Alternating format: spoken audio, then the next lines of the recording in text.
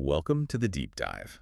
Today we are setting the clock back, way back, to the precise moment Western history really pivoted on a blade. Or, well, more accurately, 23 blades. We're talking about the Ides of March. Exactly. And I want you to picture this scene with absolute clarity if you can. It is March 15th, 44 BC. Middle of the month. Right. And you are standing inside the Senate House, which ironically wasn't the main Senate building, but was actually located in the portico right next to the theater of Pompey the Great. His rival. His great rival, yeah. And there, the most powerful man arguably ever alive up to that point, Julius Caesar, conqueror of Gaul, dictator for life, he's confronted by about 60 men. Senators, many of them people he considered friends, people he'd pardoned, people he'd promoted. And in this chaotic, almost panicked rush of daggers, he ends up bleeding out right at the foot of Pompey's statue.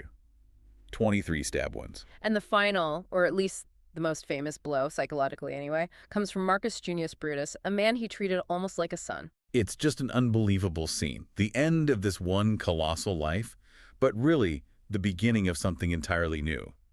The Roman Empire. And that's the core paradox here, isn't it? It's what makes the sources for this deep dive so fascinating. These 60 men, they called themselves the Liberators. Well, liberators, yeah. And they were utterly convinced, absolutely certain that they were heroes. They thought they were saving the ancient Roman Republic from a tyrant, reenacting history. Like their ancestors throwing out the kings centuries before. Exactly that. But they were catastrophically wrong. Politically, tactically. Just dead wrong. It's stunning how wrong they were. Yeah, the sources basically scream it at you. They weren't saving the Republic at all. They were effectively sentencing themselves to horrible, violent deaths. Every single one of them. Every one. And far worse for Rome itself. They didn't just unleash chaos, which they did almost immediately. They created this massive power vacuum. Which someone was bound to fill. And that someone handed control of the entire known world to a figure who turned out to be far more ruthless and, frankly, a much more effective long-term autocrat than Caesar probably ever would have been. So it's that immediate aftermath we're focusing on today, right? Mm-hmm. That terrifying, catastrophic failure of political judgment in the hours, the days right after the assassination. That's the mission. We're diving into the source material to really understand the anatomy of that political collapse. How does an act that's meant to restore liberty instantly trigger chaos, civil war, and ultimately give rise to the man who becomes the first true emperor of Rome? Okay, let's start with the conspiracy itself then, because it wasn't just a random mob. It was carefully put together, almost theatrical in its construction. It really was. And the sources make it pretty clear that the main orchestrator, the guy really pulling the strings, wasn't necessarily Marcus Junius Brutus, the famous one, the golden boy, the tragic figure we always remember. He's the face of it, but not the engine. Exactly. The real engine, the practical mind behind it, the one with the political smarts, and frankly, this sheer burning intensity of hatred for Caesar. That was Gaius Cassius Longinus. Cassius. Okay, tell us about him. Well, Cassius was a serious military man. He'd served under Caesar, actually. But he was also a political operator, and he deeply resented the direction Caesar was taking the Republic. Towards monarchy, basically. Towards something that looked an awful lot like monarchy, yeah. Dictator for life, statues, temples. Cassius saw all this, and our sources describe his feeling towards Caesar as something toxic and consuming. Yeah. He was methodical. He decided the only way to stop this slide was, well, assassination. But Cassius was shrewd, wasn't he? He knew that just having a bunch of disgruntled senators knock off Caesar wouldn't be enough. It might look like a coup or just score settling. Right. To sell this to the Roman people, to justify killing Caesar, who wasn't technically a king, remember that was crucial, he needed something more powerful than just political disagreement or personal grudges. He needed legitimacy. He needed legitimacy, exactly. He needed a symbol, something that could elevate this act of murder into, like, ancient sacred justice, into true liberation, as they called it. And that's where Brutus comes in. That leads us straight to Marcus Junius Brutus. Now, Brutus was close to Caesar. He was a protégé, maybe the closest thing Caesar had to an adopted son before Octavian showed up in the will. Caesar had pardoned him after the Civil War, given him high office. So there's a personal betrayal angle there, too. Huge. But even more importantly, Brutus had the ultimate Republican name. His ancestor, centuries earlier, was Lucius Junius Brutus. The founder of the Republic. The legendary founder who supposedly drove out the last tyrannical king, Tarquin the Proud.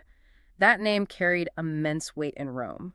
So getting Brutus on board wasn't just adding another dagger. It changed the entire narrative. Completely. If the descendant of the man who got rid of the last king was willing to strike down this new potential king, well, suddenly it wasn't just a political hit anymore. It's history repeating itself. A noble act. It becomes this ultimate symbolic act of republican virtue. It gives the whole conspiracy a kind of moral cover, a legitimacy that Cassius, on his own, probably couldn't achieve. Okay, so Cassius needed Brutus for the name. But who else did they bring in? How did they recruit 60 senators? Well, this need for broad justification, it kind of dictated their recruitment strategy. Cassius was smart. He knew he couldn't just rely on high-minded idealists like Brutus. There probably weren't enough of them willing to go that far. Not 60, anyway. Definitely not 60. So he went about it methodically. He targeted individuals across a whole messy spectrum of motivations. He understood that virtue alone doesn't sharpen enough daggers, you know? Right. So what kind of mix are we talking about? It's fascinating, really. You absolutely had the philosophical types, the Stoics like Brutus, who genuinely believed it was their duty to the Republic to act. That was real for them. The true believers. The true believers. But then you also had guys whose careers had stalled under Caesar, maybe military commanders who felt they'd been overlooked for promotion or glory. Resentment. Loads of resentment. Senators nursing bitter personal grudges, maybe from the civil wars or political slights years before.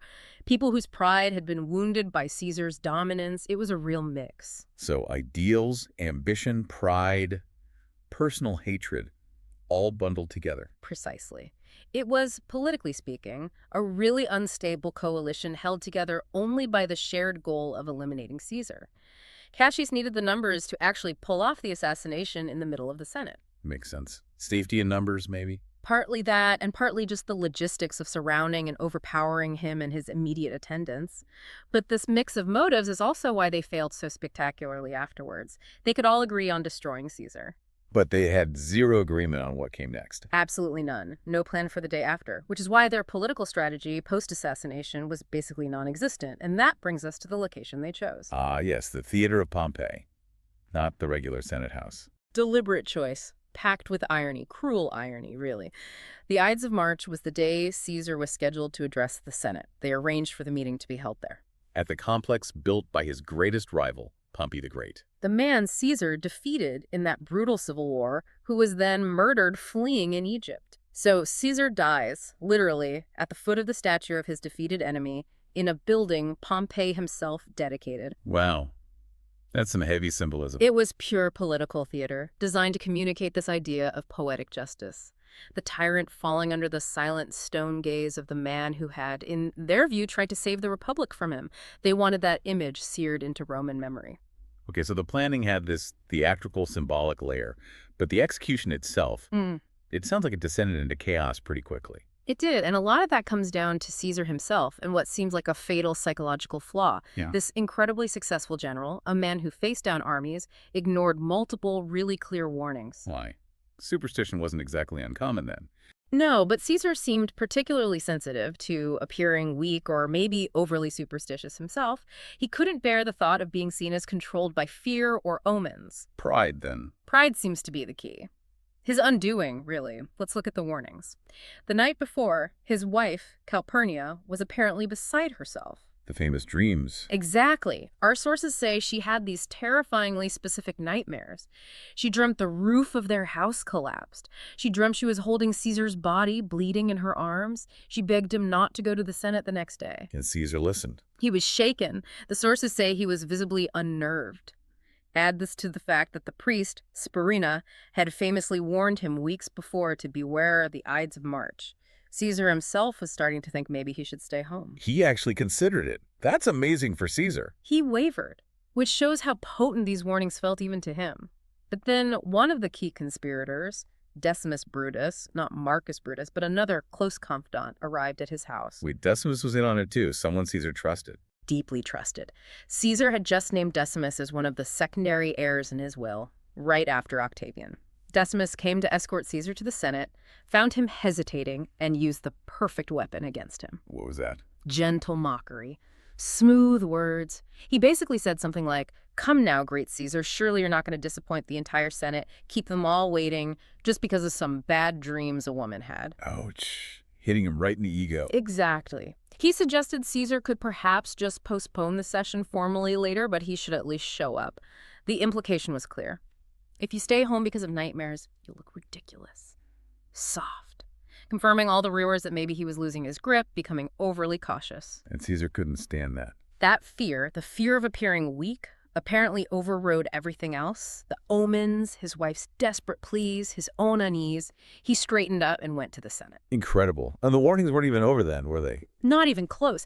As he was actually walking towards the theater of Pompeii, surrounded by people, the single most dramatic moment happens, almost unbelievable. The scroll. The scroll. A Greek teacher, a philosopher named Artiodorus, had somehow found out about the entire plot, who was involved, what they planned. How? Do we know? The sources don't really specify, unfortunately. Maybe he overheard something, maybe someone confessed, but somehow he knew. And he managed to get close to Caesar in the crowd. And he gave him the scroll. He pushed this tightly rolled scroll right into Caesar's hand.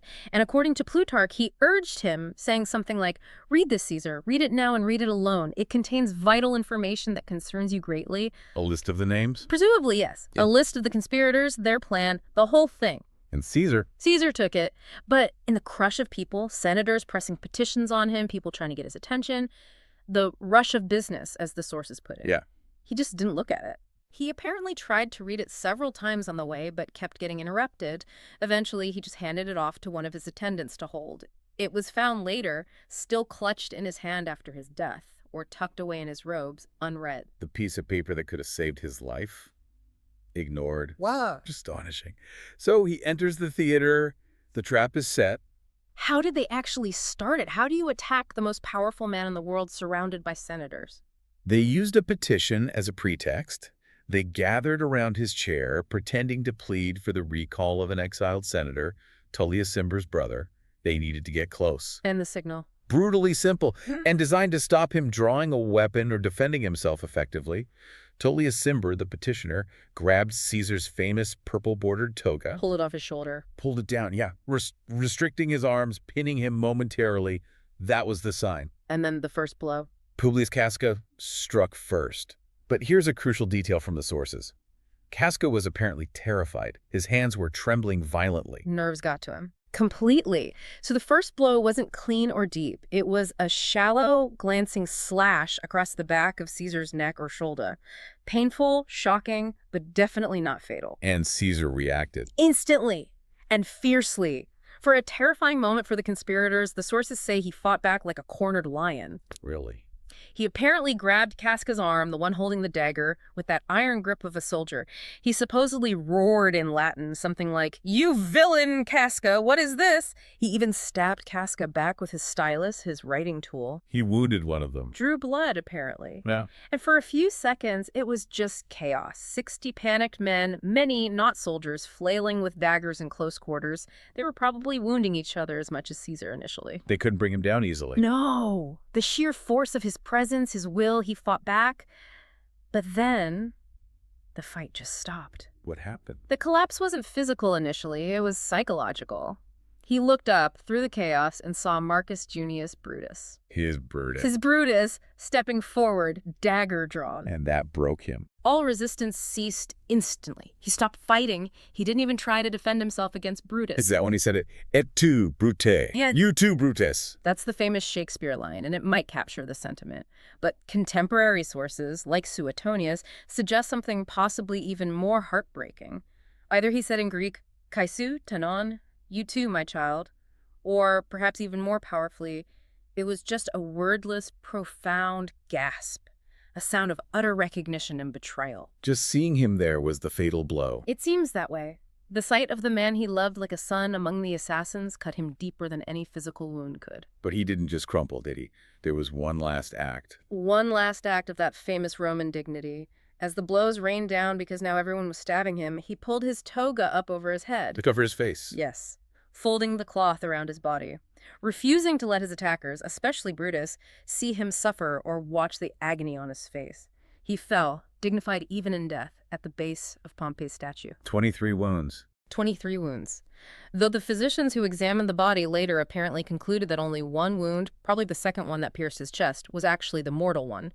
Many were superficial panic stabs. So the dictator is dead. Blood everywhere. What happens in the immediate seconds after? This is where the political miscalculation becomes instantly clear. The conspirators, covered in blood, daggers literally dripping, they raise their weapons high. They stride out, proclaiming, "Sic semper tyrannis," thus always to tyrants. Or simply, liberty, freedom, tyranny is dead. They expected What? cheers. They absolutely expected cheers. They expected the Roman people, who they believed groaned under Caesar's tyranny, to pour into the streets, throwing flowers, celebrating the restoration of the Republic. And the actual reaction? He's dead! Terrifying. Silence. Silence. Not anger, not celebration, just nothing. Utter silence and fear. People saw the blood-soaked senators, heard the shouts, and they fled. Shops slammed shut, doors were barred. The entire city seemed to just hold its breath in paralyzed shock. So the liberators are standing there, expecting applause. And they get nothing. They march towards the Capitol Hill, intending to make speeches, holding their bloody daggers up like sacred objects, expecting delegations of grateful citizens to meet them. Instead, they find themselves totally alone. People watch them pass with fear and deep suspicion, not relief. Wow. If they planned the murder down to the location and the symbolism, how could they have zero plan for the moments after? How could they misread the city's mood so badly? It seems to be the absolute core political blindness of this particular elite group. They fundamentally confuse their own educated, philosophical desire for the abstract idea of the Republic with what the actual masses in Rome wanted or needed. They thought everyone felt the same way they did. Exactly. They assumed everyone hated the tyrant and yearned for the Senate to be back in full control. What they completely failed to grasp was that for the average Roman citizen crammed into apartment blocks worrying about their next meal, Abstract concepts weren't top priority. not at all. They cared about stability. They cared about the grain dole Caesar provided. They cared about the massive public works projects he initiated that gave them jobs. They cared about the order he'd imposed after decades of civil war. And the liberators offered virtue. They offered abstract Republican virtue. They had no bread to distribute immediately, no jobs program to announce, no plan to keep the peace. Their only offering was a return to a political system that, for many ordinary Romans, meant infighting senators and instability. And Rome responded with silence and fear. That silence was the sound of their political plan collapsing before it even started. It proved instantly that they had no popular support. And that moment of silence, that isolation, forced them into a series of disastrous political compromises almost immediately. Okay, so the lack of public support leads directly to the next catastrophe. Yeah. Because they're stuck on the Capitol, isolated. They need someone to bridge the gap to the rest of the city, right? They're desperate. Desperate for legitimacy, desperate to avoid being declared public enemies themselves. And this desperation leads them straight into negotiations with Caesar's right-hand man, his co-consul, Mark Antony. Antony, who must have been terrified himself initially. Oh, absolutely. He fled the Senate House in disguise, apparently thinking he was next on the list. But Antony was politically brilliant, far more attuned to the mood on the street than the conspirators were. He realized they were weak. He quickly saw they were isolated, scared, and had no real power base beyond their senatorial status. So he changed tactics. He came out of hiding and appeared willing to negotiate. Playing peacemaker. Exactly. Shaking their bloody hands, even. He seemed to accept the Senate's rapid decree offering amnesty for the assassination, a move the Senate made hoping to avoid immediate civil war. And the conspirators bought it. They desperately needed that amnesty. They needed the appearance of legality, of the system accepting what they'd done. So they grabbed the lifeline Antony seemed to be offering. They agreed to pardon Antony and Caesar's other allies, and Antony, in return, seemed to accept the restoration of the Republic. A fragile truce. But this truce came with a price. A fatal one. The ultimate catastrophic error in judgment. As part of this compromise, seeking normalcy, they agreed to allow Caesar a full state funeral and the public reading of his will. They gave Mark Antony the stage. They handed him the biggest stage in Rome, the forum, and the most emotionally charged audience imaginable. The confused, grieving, anxious Roman populace. And this funeral becomes, well, you said it, the turning point. It really is. It's this incredible clash of rhetorical styles, a perfect illustration of the divide between the elite's cold logic and the people's raw emotion. Brutus spoke first, didn't he? Yes. Brutus ascends the rostra, the speaker's platform, and his speech, as the sources report it, was a masterpiece of Stoic philosophy. It was reasoned, calm, intellectual, probably quite cold. What was his argument? He didn't apologize. He justified. He spoke of duty, of republican virtue. He explained that he acted against Caesar not out of personal hatred. He famously said something like, "Not that I love Caesar less, but that I loved Rome more." Appealing to patriotism, to abstract ideals. Purely abstract. He offered an intellectual justification for killing the man who many saw as their benefactor. And how did the crowd react to Brutus? According to the accounts, they listened in respectful but confused silence. They weren't philosophers. They were bakers, soldiers, shopkeepers. The speech was intellectually sound, maybe, but emotionally. It was a complete dud. It didn't stir their hearts. It didn't address their fears or their needs. Okay, so Brutus fails to connect. Then comes Antony. Then Antony takes the stage. And this is where you see his absolute genius as a performer, a master manipulator of emotion. He starts carefully, right? Doesn't just attack them immediately. Incredibly subtly, he begins with that famous, almost quiet line, "Friends, Romans, countrymen, lend me your ears. I come to bury Caesar, not to praise him." Deferential, respectful even. And he keeps calling the conspirators honorable men. Over and over again. Brutus is an honorable man, so are they all honorable men. But he uses this brilliant rhetorical trick paralepsis where you emphasize something by claiming you're not going to talk about it. How does he do that? While insisting he's not there to praise Caesar, and while calling the assassins honorable, he starts listing Caesar's actual achievements. Concrete things the crowd knew and valued. Like what? The conquest of Gaul that brought immense wealth back to Rome, the mercy, the clementia he showed to his defeated enemies in the Civil War, many of whom were standing right there in the Senate, the stability he brought, the times he refused a crown when it was offered. Undeniable facts. Undeniable facts. And after listing each popular achievement, each act of generosity or strength, he'd pause and return to that phrase. But Brutus says he was ambitious, and Brutus is an honorable man. Never directly accusing them. Never directly. But with each repetition, that word honorable starts to twist. It shifts from seeming praise to dripping sarcasm. It becomes poison. You can almost feel the crowd starting to shift, starting to murmur, getting restless. They start questioning Brutus's honor. Exactly. Antony plants the seeds of doubt. And then, as the crowd gets agitated, demanding answers, demanding justice, Antony makes his move. A master stroke. The first part of it. He moves from just words to performance. He dramatically descends from the rostra, goes over to Caesar's bier where the body lay covered. And he shows them the body. Not just the body. He dramatically lists the blood-soaked torn toga that Caesar had worn. And he doesn't just point vaguely. He points to the specific rips and tears. Look, in this place ran Cassius's dagger through. See what a rent the envious Casca made. Through this the well-beloved Brutus stabbed.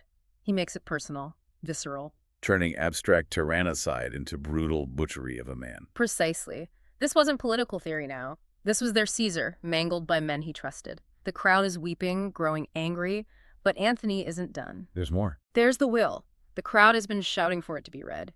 Antony hesitates, pretends he shouldn't, says it will inflame them too much, which only makes them demand it more. Building the suspense. Masterfully. And then finally, he produces Caesar's last will and testament, and he reads it aloud. And this is the real explosion. This is what turns grief and anger into outright, uncontrollable fury. The will contained two absolutely stunning pieces of generosity. What were they? First, Caesar bequeathed his vast, magnificent private gardens across the Tiber River, not to his family, but to the people of Rome as public parks, forever. Wow. A huge public gift. Prime real estate. A monumental, visible, permanent gesture of civic devotion. But that wasn't even the killer blow. Was? The final item. Caesar left a sum of money, 75 silver denarii, to every single Roman citizen living in the city. 75 denarii. How much was that really? For an ordinary Roman, a laborer, a craftsman, that was a fortune. Maybe several months' wages. More cash than many would see at one time in their lives. So Brutus offered them abstract virtue. And Caesar, even in death, offered them beautiful public parks and a massive cash handout. The contrast couldn't be more stark. The tangible versus the intangible. And the tangible won, instantly. The moment that figure 75 denarii hit the air, right over Caesar's mutilated body, it unleashed what the sources call pure, raw emotion. Antony had done it. He'd turned their grief into a unified, vengeful rage directed squarely at the honorable men. Brutus's reasoned arguments vanished like smoke. So the funeral ends not in solemn mourning, but in a riot. An absolute explosion. The crowd completely lost it. That carefully constructed funeral pyre Antony had planned.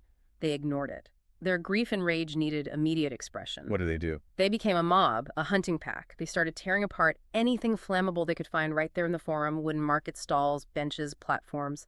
They built a huge impromptu pyre right there on the sacred ground of the forum and cremated Caesar's body in the heart of Rome. A spontaneous emotional act. Completely. And as the flames leaped higher, that grief curdled completely into murderous fury. They weren't just mourning Caesar anymore. They were thinking about the 75 denarii the assassins had, in their eyes, tried to steal from them. They wanted blood. And they found a victim almost immediately, didn't they? The wrong victim. Tragically, yes. It's one of the most brutal anecdotes from the aftermath. There was a well-respected poet named Helvius Cinna. Cinna the poet, not Cinna the conspirator. Right. There was a Lucius Cornelius Cinna, who was one of the leading conspirators, a praetor. But this poor guy, Helvius Cinna, just had the terrible misfortune of sharing the name. And the mob found him. They surrounded him in the street as he was, apparently, on his way to pay his respects. He desperately tried to explain who he was. I'm Cinna the poet, not Cinna the conspirator. Didn't matter. Not in the slightest. The mob was beyond reason. They fell on him in a frenzy and literally, according to the sources, ripped him limb from limb right there in the street. Just horrific. Mistaken identity murder. It was the first brutal down payment on the blood debt unleashed by the liberators, a horrifying sign of the anarchy that had replaced Caesar's order. And what about the actual conspirators? Brutus, Cassius, the others? Where were they during all this? They heard it. They saw the flames from the forum lighting up the night sky from wherever they were hiding in their houses across Rome. They heard the roar of that enraged mob. They must have realized then. They realized their restoration of liberty had instantly birthed chaos and mob rule. They understood finally that they had no support, no safety in the city. They became fugitives. So they fled Rome. Slipped out of the city like thieves in the night, most of them heading east, hoping to regroup in the provinces. Their grand republic lasted less than, 48 hours? An astonishingly fast collapse. But while they're running for their lives, another figure enters the stage. Someone unexpected. The truly unexpected player. While the liberators are scattering east, the real danger to their ideals, and ultimately to Antony's ambitions too, was just landing on the coast of Italy near Brundisium. Gaius Octavius. Gaius Octavius, Caesar's great-nephew, and at this point a complete unknown in Roman power politics. How old was he? Just 18 years old. Physically, apparently quite frail, often sickly, definitely not a military figure. Everyone, especially Antony, initially dismissed him as basically irrelevant. A teenager with no army, no track record. Why would they worry? Because of the will. That will, Antony read to the crowd, wasn't just about parks and money. It contained the political bombshell. Which was? Caesar, having no legitimate son of his own, formally adopted Gaius Octavius in his will as his son and named him his primary heir. Adopted him, so he wasn't just inheriting money. He inherited the name, the single most powerful name in Rome, Caesar. And with that name came the loyalty, the almost mystical devotion of Caesar's hardened veterans, and crucially the love of the common people fueled by the will. So this teenager instantly becomes Caesar. He understood the power immediately. He started signing his name Gaius Julius Octavianus, Octavian. To the legions, to the plebes, he wasn't just some kid. He was Caesar's chosen heir. He was, in a way, Caesar reborn. How did Mark Antony react to this?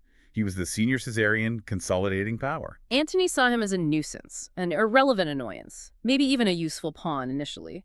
Antony had seized control of Caesar's vast personal fortune and the state treasury. And he wasn't planning on sharing it with this kid. Absolutely not. Antony flatly refused to hand over the inheritance money to Octavian.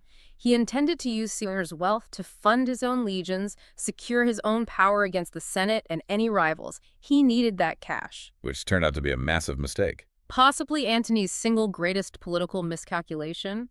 He saw the money purely as a tool for immediate military power. Octavian, even at 18, saw it something far more valuable.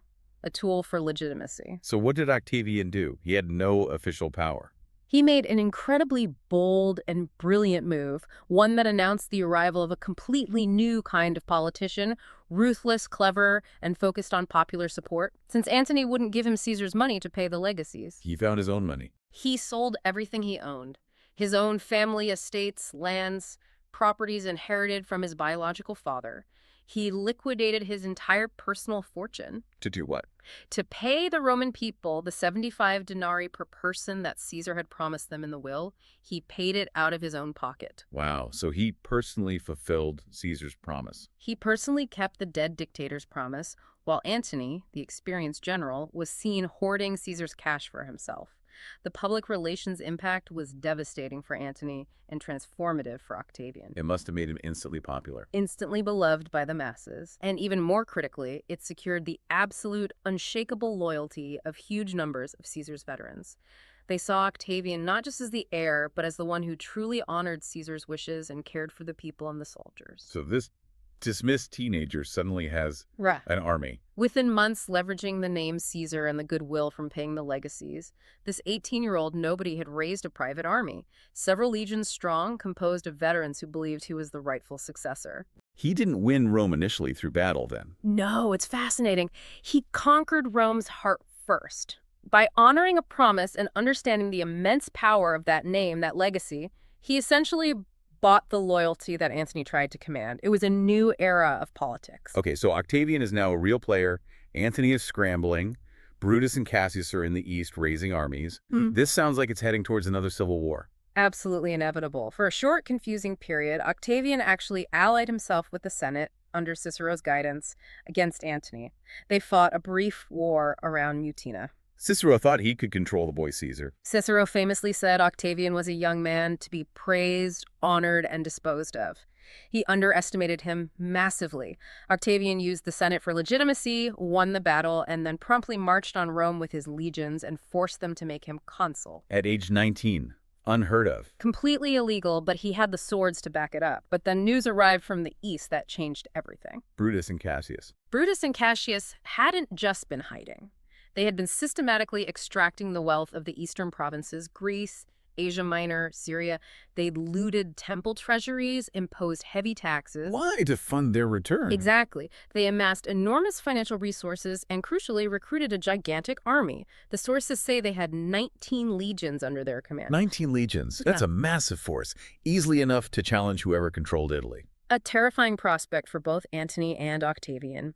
This external threat, the sheer size of the Republican army, forced the rivals in Italy to stop fighting each other. The enemy of my enemy is my temporary ally.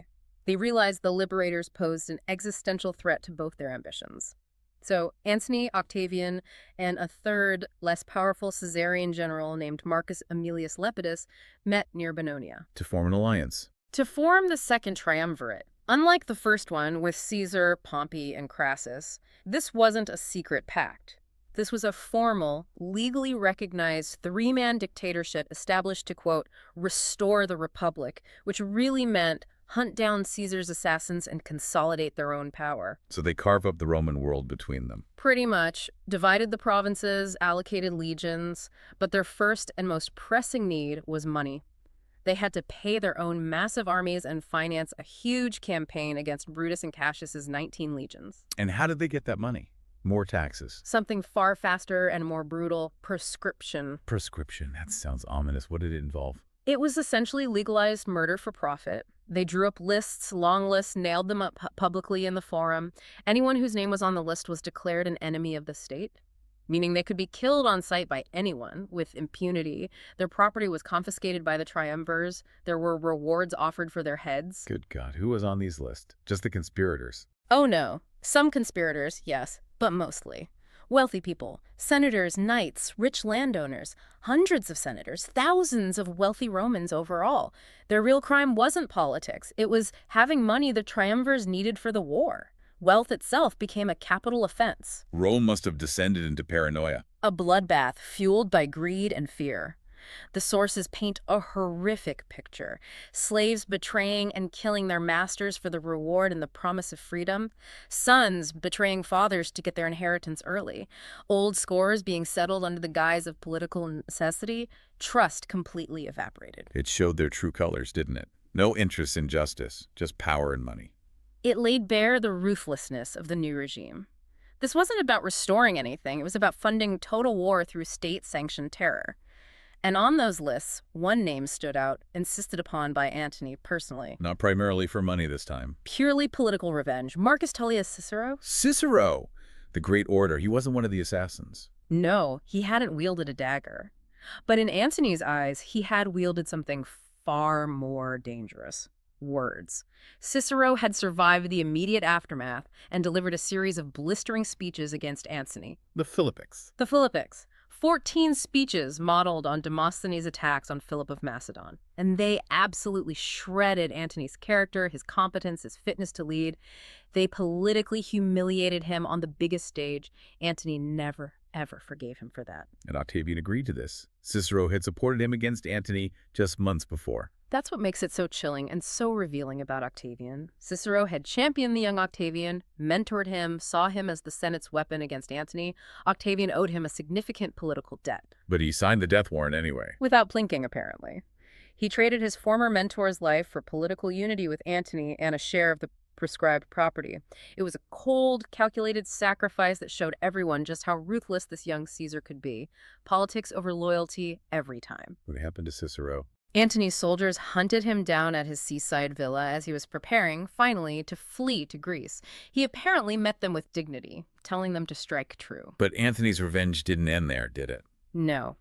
The barbarity was specific, symbolic, and ordered by Antony. After Cicero was killed, his head and, crucially, the hands that wrote the Philippics were cut off. And displayed. Nailed to the rostra in the Roman Forum, the very platform from which Cicero had delivered his greatest speeches defending the Republic and attacking Antony. A gruesome warning to anyone else who might dare to speak out. I heard Antony's wife, Fulvia, was involved too. There's a grim story, reported by Gaius Cassius, that Fulvia, Antony's wife, who also hated Cicero intensely, took the severed head, spat on it, and vengefully stabbed his tongue with one of her hairpins, silencing the voice of the Republic, quite literally. Just brutal. So the triumvirs have their blood money.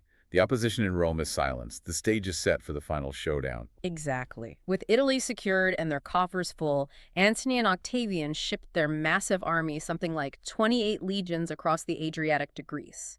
The final confrontation was inevitable. 42 BC, near the town of Philippi in Macedonia. Two enormous Roman armies facing each other. Maybe 200,000 men in total. Easily. One of the largest battles in Roman history. And it wasn't just a military clash, it was deeply ideological. On one side, Brutus and Cassius fighting for the dying ideal of the Republic, for the Senate's authority. On the other, Antony and Octavian fighting for personal power, autocracy, and fueled by the potent ghost of Julius Caesar demanding vengeance. What was the military situation? Who had the advantage? Militarily, Brutus and Cassius actually had a strong position. Cassius, the better general, had chosen the ground well. They held fortified camps on high ground, controlling the region's supply lines, including the sea route back to Asia. So time was on their side. Logically, yes. Cassius's strategy was sound. Stay put, stay supplied, and let the triumvirs, camped on lower, marshier ground, struggle with supplies and disease. Let their alliance fray under pressure, wait them out. But that's not what happened. Why? Because of the psychological state of the other commander. Brutus, Cassius was the pragmatist, but Brutus was the soul of the conspiracy, the idealist. And he was, by all accounts, falling apart under the strain and guilt. Guilt over Caesar. Immense guilt, compounded by the pressure of command, the prescriptions, the civil war he'd helped unleash, and the sources report strange and terrifying omens plaguing him. The ghost story. The famous story of Caesar's ghost appearing to Brutus in his tent late one night before the battle. Do we think that actually happened? Or was it stress? Impossible to know for sure. Maybe a dream, maybe a hallucination brought on by extreme stress and guilt, but Plutarch reports Brutus claimed it happened. This terrifying apparition supposedly identified itself, saying, "I am your evil spirit, Brutus. We shall meet again at Philippi." Chilling. That must have terrified him. Deeply. This gnawing guilt, this sense of doom, combined with pressure from his own officers who were eager to fight, maybe fearing their men would desert if they just sat there, led Brutus to make a fatal decision. He overruled Cassius. He insisted they fight. Against Cassius's better judgment, against sound military strategy, Brutus forced the attack on the triumvirate's veteran legions. So the first battle begins. How did it go? It was chaotic, brutal, and incredibly confusing. And ironically, Brutus's wing actually won on their side of the battlefield. Brutus won. Decisively. They smashed through Octavian's legions. Octavian himself was apparently ill and not even present for much of it. Brutus's men overran Octavian's camp, looted it, and were celebrating, thinking they'd achieved total victory. But that wasn't the whole story. Not at all. On the other flank, the Republican left wing commanded by Cassius faced Mark Antony's hardened veterans, and Antony crushed them. So one side wins, the other loses. Exactly. Cassius's forces were routed, pushed back. Cassius himself retreated to a nearby hill with a few attendants to try and see what was happening on Brutus's side of the field. Visibility must have been terrible. Dust, smoke. Awful. He sees distant movement, cavalry riding hard towards his position. He sees dust clouds rising from where he thought Brutus's camp should be. He tragically misinterpreted what he saw. What did he think happened? He assumed the cavalry was the enemy closing in. He assumed the dust and commotion meant Brutus's camp had also been overrun, that Brutus had been defeated and captured. He thought the entire battle was lost. Total disaster. But it wasn't enemy cavalry. No, it was actually Brutus's messengers riding triumphantly to tell Cassius about their victory on the right flank. Oh no, the fog of war. The ultimate fog of war tragedy. In that moment of despair and misunderstanding, Cassius, the practical driving force of the conspiracy, decided it was all over. He gave up. He turned to his loyal freedman, Pindarus, and ordered him to kill him. And according to the sources, he used the very same dagger he had plunged into Julius Caesar 2 years earlier. Killed by the same blade. The symbolism. It's overwhelming. Cassius died based on mistaken information just minutes before the messengers arrived with the news of Brutus's success, a catastrophic failure of communication. How did Brutus react when he found out? He was devastated. He found Cassius's body, wept over it, and famously called him the last of the Romans. Cassius' death didn't just remove a general, it seemed to shatter Brutus's own confidence and resolve completely. The conspiracy's strategic brain was gone. And its soul was now broken. Exactly. Brutus managed to rally the remaining forces, but the momentum was lost. Antony pressed his advantage. A few weeks later, Brutus was essentially forced into a second battle at Philippi. And this time? This time it was a complete rout. Antony's legions systematically destroyed the Republican army. Brutus managed to escape into the nearby hills with a few loyal companions. The end was near. It was. Hiding out, defeated, seeing his life's work, his ideals, utterly crushed, Brutus finally seemed to articulate his disillusionment. The sources have him quoting a Greek play, or perhaps saying it himself, "O wretched virtue, thou wert but a name, and yet I worshipped thee as real indeed." But now it seems thou wert but fortune's slave. Basically saying his belief in abstract virtue was a delusion. A profound admission of failure. He refused to be captured. He knew Antony or Octavian would parade him in chains through Rome in a triumph. So, like many defeated Roman nobles, he chose his own end. Suicide. He had his friend Strato hold his sword steady, and he ran onto it. The last of the chief liberators was dead. Philippi was the end of the Republican cause. So Brutus and Cassius are gone. What about the other, 58 conspirators? The hunt continued. The triumvirs, particularly Octavian later, were relentless in pursuing Caesar's assassins across the known world. And the sources are unanimous on this point. The blood debt was paid in full. None of them survived. Not a single one of the 60 conspirators is recorded as having died peacefully of old age. Every single one met a violent end. Execution, killed in battle, forced suicide, betrayed, and murdered. The hunt lasted for over a decade, but eventually they all paid the price. It's an astonishing outcome. They kill one man to prevent monarchy. And in doing so, they destroy the very republic they claim to be saving. That's the ultimate devastating irony of the Ides of March, isn't it? They tear down the existing structures, flawed as they were, and leave this gaping vacuum. They eliminate Caesar, but in the chaos that follows, they make it absolutely inevitable that someone else will take supreme power, someone even more effective at consolidating it. They didn't prevent tyranny, they just effectively chose the next tyrant. Precisely. They paved the way for Octavian. The sickly, overlooked 18-year-old kid ends up outmaneuvering Antony, eliminating all rivals, and standing alone at the top of the Roman world. And then he does something brilliant politically. Utterly brilliant. In 27 BC, Octavian performs the masterstroke. He goes before the Senate and announces he's restoring the Republic, giving back power, ostensibly. But he didn't really, did he? Not at all. It was pure political theater, but genius theater. He kept the Senate, the consulships, all the old forms and titles.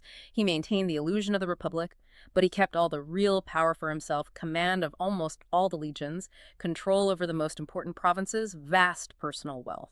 So he rules as an emperor, but calls himself, what, first citizen? Princeps, first citizen, and the Senate gratefully bestows upon him the honorary title Augustus, the revered one. He becomes Emperor Augustus, the first true emperor of Rome, and he rules effectively for over 40 years. And unlike Caesar, unlike the conspirators. He dies peacefully in his bed at the age of 75, worshipped as a god. The contrast is just staggering. So the liberators were really, as the sources suggest, the grave diggers of the Republic. That sums it up perfectly. Their noble intentions, however sincere some might have been, led directly to the very thing they sought to prevent, only in a more permanent and stable form. So if we boil it down, what's the key takeaway for us looking back at this?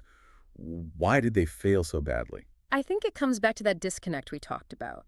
The conspirators offered abstract ideals, freedom, virtue, the Republic, to a population that, after decades of civil war and instability, craved concrete things. Yeah. Peace, stability, food, employment. They misread their audience completely. Massively. Antony, and especially Octavian later, understood the real levers of power in that moment. It wasn't philosophy, it was emotion, it was money, it was the loyalty of the legions, and it was the potent symbolism of Caesar's name. They played those cards far better than Brutus played the card of virtue. So the lesson from the Ides of March isn't just about tyranny, it's about understanding the people you claim to lead. Absolutely. It teaches us, I think, that political change, maybe any significant change, needs more than just courage or high-minded ideals.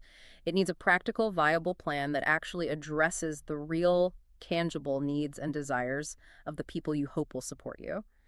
The conspirators fatally lacked that. They had the daggers, but not the bread. Well put.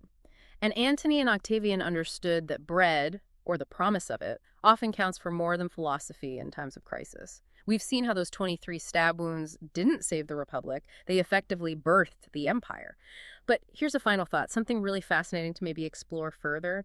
Octavian's initial crucial victory wasn't really won on the battlefield. You mean paying the 75 denarii? Exactly. He captured the hearts of Rome and the loyalty of Caesar's veterans, not primarily through military genius at that early stage, but by honoring a dead man's financial promise, by leveraging the power of a name and a specific, tangible act of generosity. A promise kept being more powerful than an army. Think about how often that might be true in history.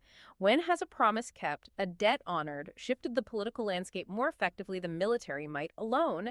That specific action by Octavian, liquidating his own property to fulfill Caesar's will when Antony wouldn't, that was arguably the foundation stone of the entire Roman Empire. That's the lasting and maybe unsettling political lesson hidden within the Ides of March, something worth thinking about.